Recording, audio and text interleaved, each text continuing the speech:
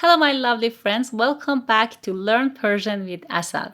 Today we have another short Persian story.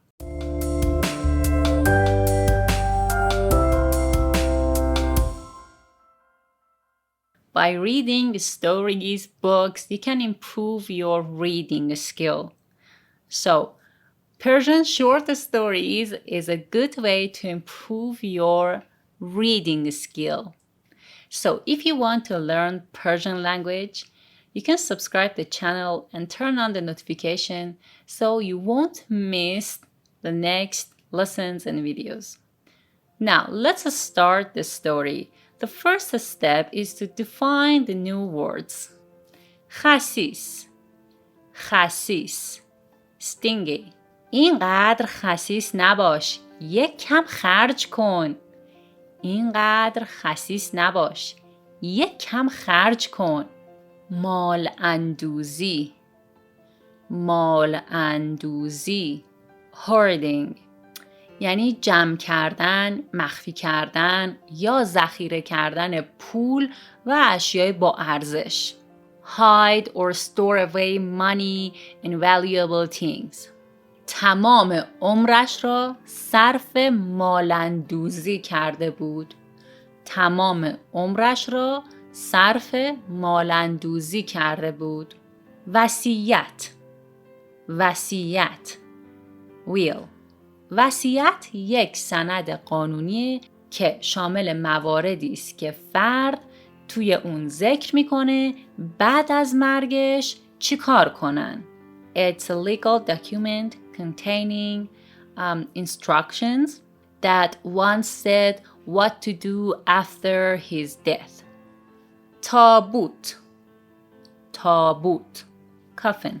از او خواست تا پولهایش را در تابوت دفن کند. از او خواست تا پولهایش را در تابوت دفن کند.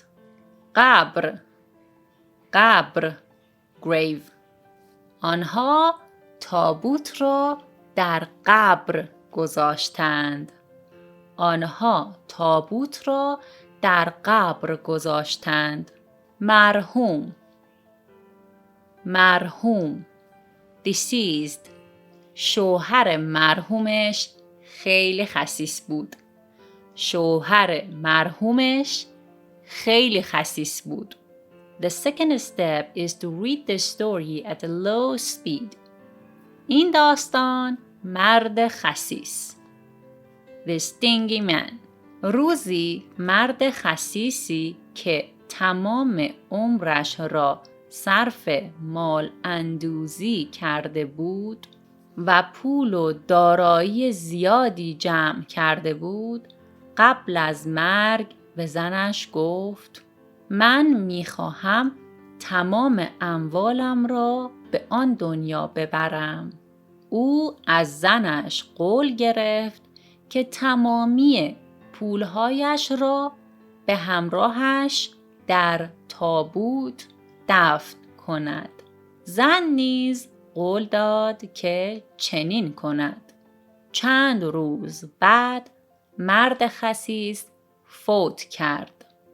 وقتی می‌خواستند تابوت مرد را ببندند و آن را در قبر بگذارند ناگهان همسرش گفت صبر کنید، من باید به وصیت شوهر مرحومم عمل کنم. بگذارید من این صندوق را هم در تابوتش بگذارم.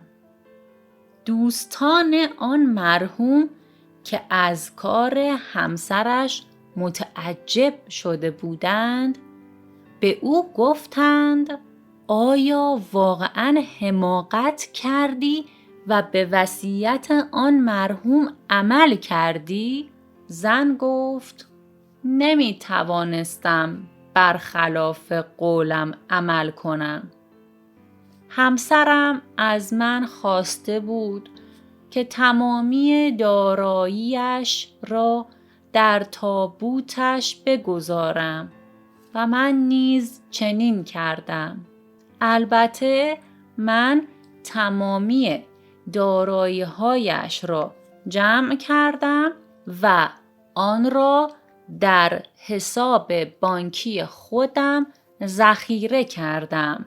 در مقابل چکی به همان مبلغ برای او نوشتم و آن را در تابوتش گذاشتم تا اگر توانست آن را خرج کند.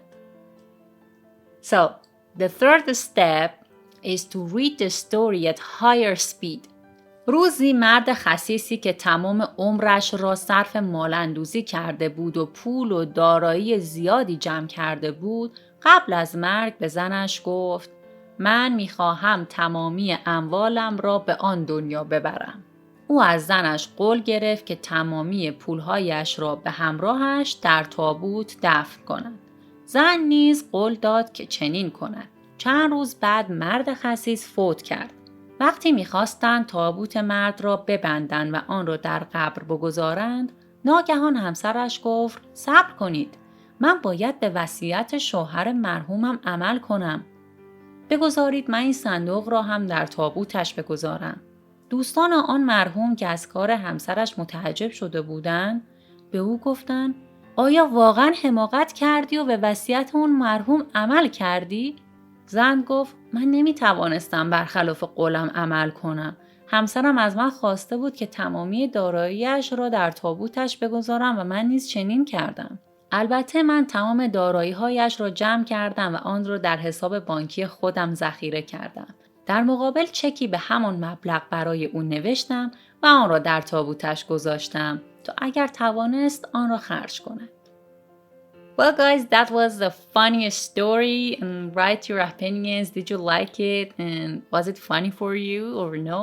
And don't forget to answer the comprehension questions at the end of the video. Anyway, you know what to do.